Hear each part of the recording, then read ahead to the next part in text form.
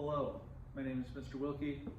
We're learning statistics. We've been talking about probability distributions, discrete random variables, continuous random variables. So today we're going to talk about linear combinations of random variables. What if we have two? So let's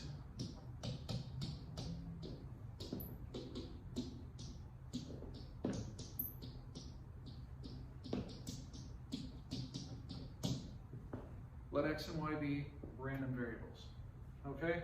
So whatever they are, they could be continuous, they could be discrete, but we're just gonna let x and y be random variables, okay? So if I wanted to find the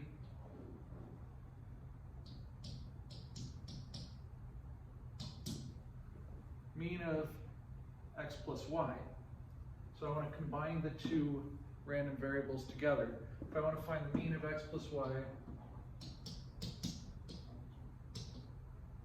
it's the mean of x plus the mean of y. So that makes sense, right? So let's say I wanted to find, let's say x is, I have a job where I get paid a weekly paycheck plus I get tips, okay? So let's say x is my weekly paycheck, y is my tips, all right? Now, if I want to find out my average income for a week, I would take, each week add up the tips, add up the income, find the mean, right? That's how you do it.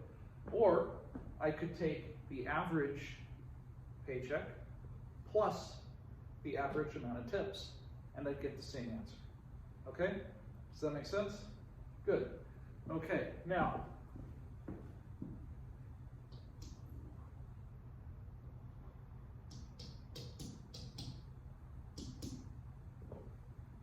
what about the variance? If I want to find the variance, I take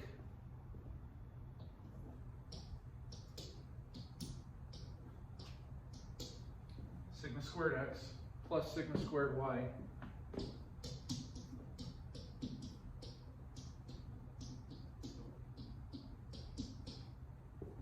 if x and y are independent. Okay? Now, are tips and salary independent? Probably not, right? You're probably going to get more tips when you work more hours. That just makes sense, right? So it's probably not independent, but for the purpose of this, we'll assume that it is, okay? So if they're independent, which means they have no relationship, right? So larger x doesn't cause larger y. They're independent, we would just add the variances. The standard deviation is simply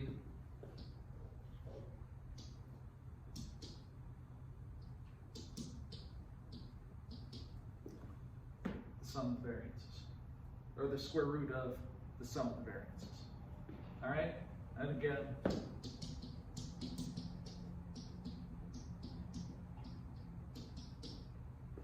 if they're independent. Okay, now, what if I was subtracting? Okay, so what if I said,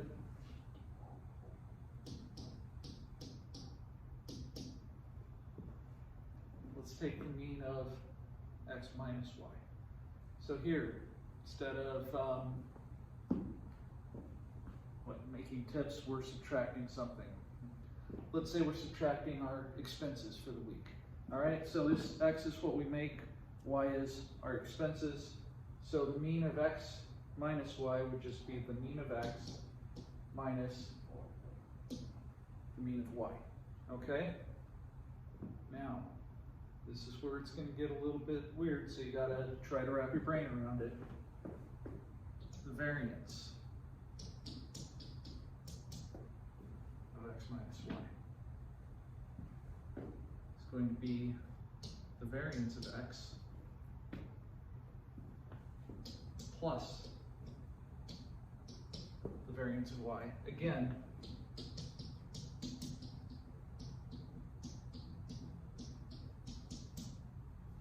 if it's independent, okay? And as always, standard deviation is just square root variance. Does this make sense that those would get further apart? And think about it. If, let's say, you know, our salary fluctuates, our expenses fluctuate, well, sometimes our salary is going to be bigger and our expenses will be bigger. Sometimes our salary will be smaller and our expenses will be smaller. Okay? Now, if that happens, they're clearly not independent. But if sometimes salary gets bigger, the expenses get smaller. Sometimes the salary gets bigger, the expenses get bigger. Sometimes the salary gets bigger, the expenses stay the same. It doesn't have anything to do with each other. We can see when that's happening, it's getting more and more spread out. As it gets more and more spread out, right? Because sometimes we're subtracting smaller numbers, sometimes we're subtracting larger numbers. It's getting more spread out. The variance, the standard deviation is getting larger. Okay, does that make sense? Okay, good. All right, so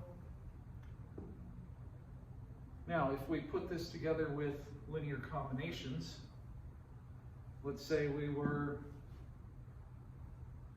have some constant a, lowercase, ax plus by. Well, that's just going to be mean of ax plus mean of by, right? So if I wanted the mean of all that, it's just adding them. Standard deviation, we're going to square everything, square root it. Okay? Now, what can we do with this? Well, let's say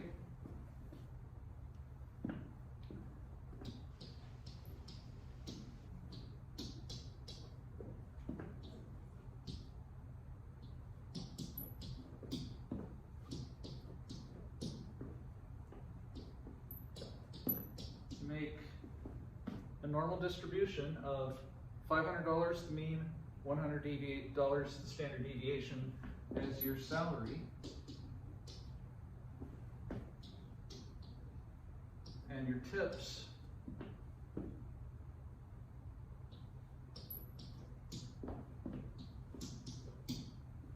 are normal with $200, $50, okay?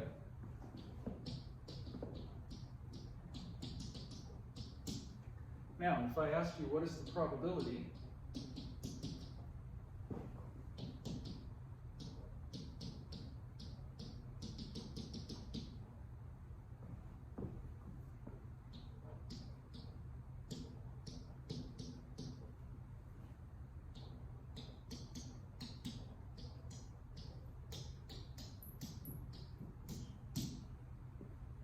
we're going to assume that tips and salary are independent. Now, does it seem likely? Not really, right? Doesn't seem very likely, does it? Okay, that's all right. Doesn't have to be. Does it seem like you could, though? Well, let's see. 500, that's $700.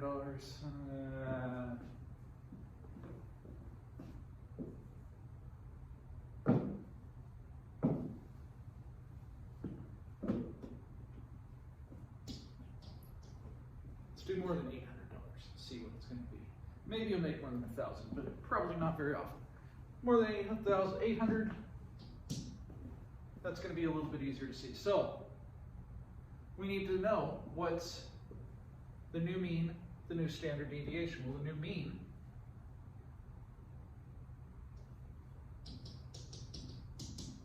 is 500 plus 200. That's 700. What's the new standard deviation?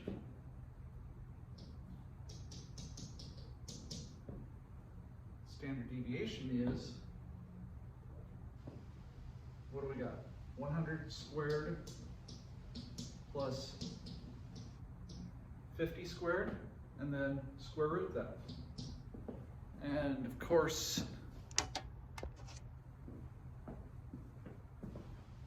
I don't know what that is off the top of my head, but I do have a calculator. So 100 squared would be what, 10,000? So 12,500, we square root that, and we get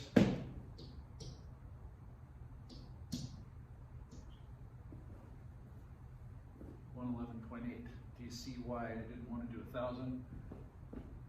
Way less likely, right? Okay, so how do we figure out probability here? Well, probability that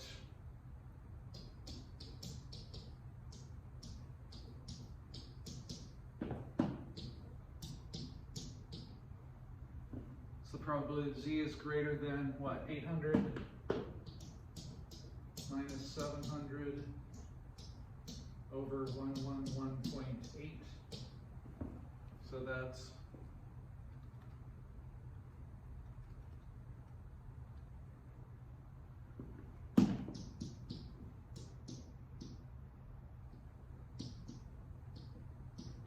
the probability that z is greater than 0.89, which is what? I don't know. So I have to look at my z chart because we haven't learned how to do this on a calculator until Friday. So let's look at a z chart,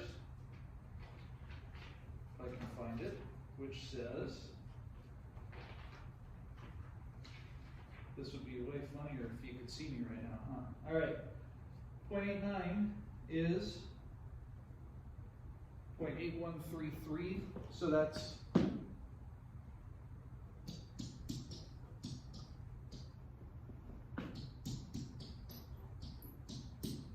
so the probability that this person makes more than $800 in a week would be 0.1867. Okay? Do we see how that works? Good. All right. Does anybody have any questions? No?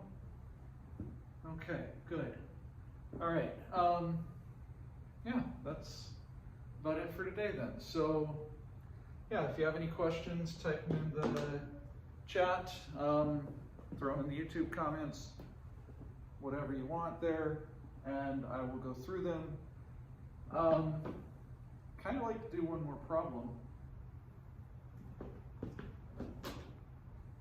So let's try this one.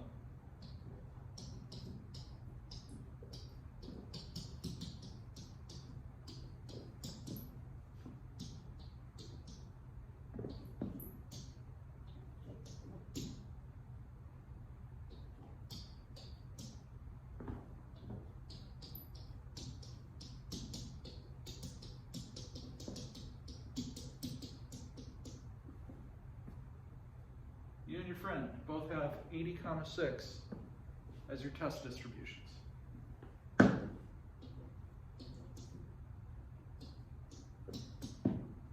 You bet that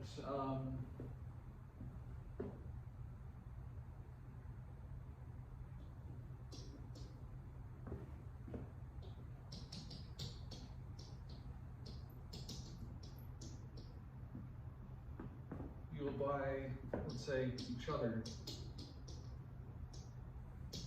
if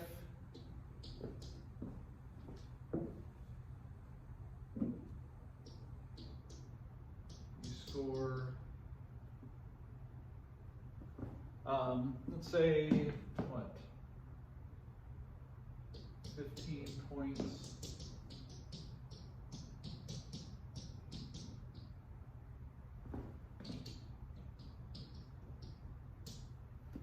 okay, so if you score 15 points, your friend buys you dinner.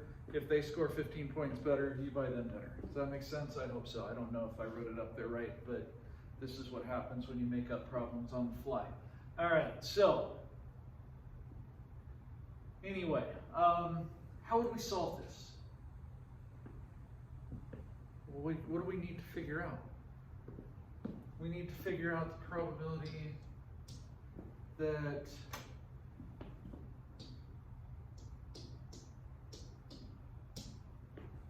the absolute value of x minus y is greater than 15. Okay? So I'm going to pause this in class and let you work on it. If you're doing this at home just for fun, pause it, try to figure this out, and then come back and watch what I do. Okay? So, pause. And start. All right. So what are we going to do? Or what did you do? Well, I need the new mean. So,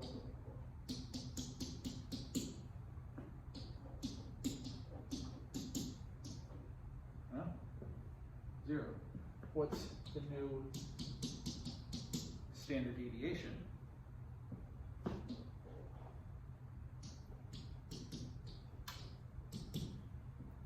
So that's the square root of 72, which is what, about 8.6, 8.5, 8.4, we'll call it 8.49. Okay, so now what? Oh, we see what's the probability that this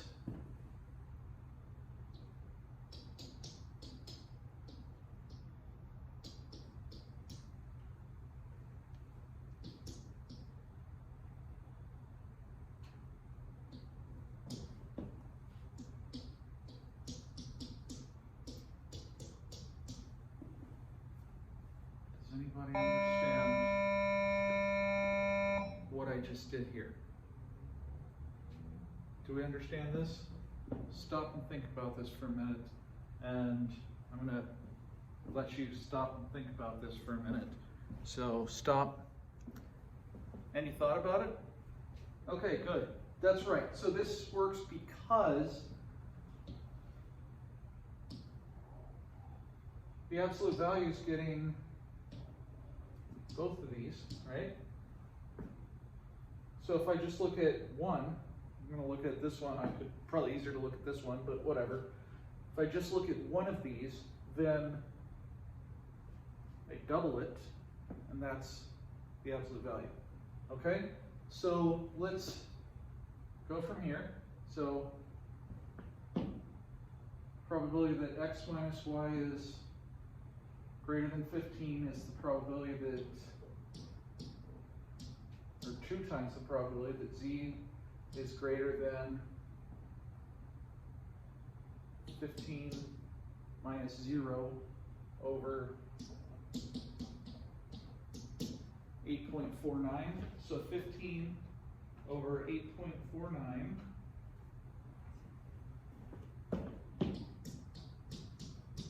is 1.77. So find the probability on your z chart, which I have right here, 1.77. It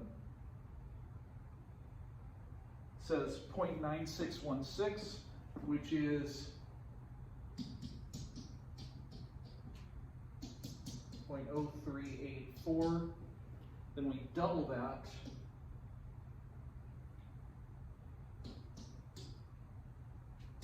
Right, we had 2 times that, so double that and we get 0.0768. And there we go. Okay, so there you go. Does anybody have any questions? We're okay? All right, good. Well, thanks for listening. Thanks to the Misfits for the t-shirt, and we'll finish the chapter next, and then we'll do the review, and then we'll review for the final, and that's it for the semester. All right, good luck. Bye.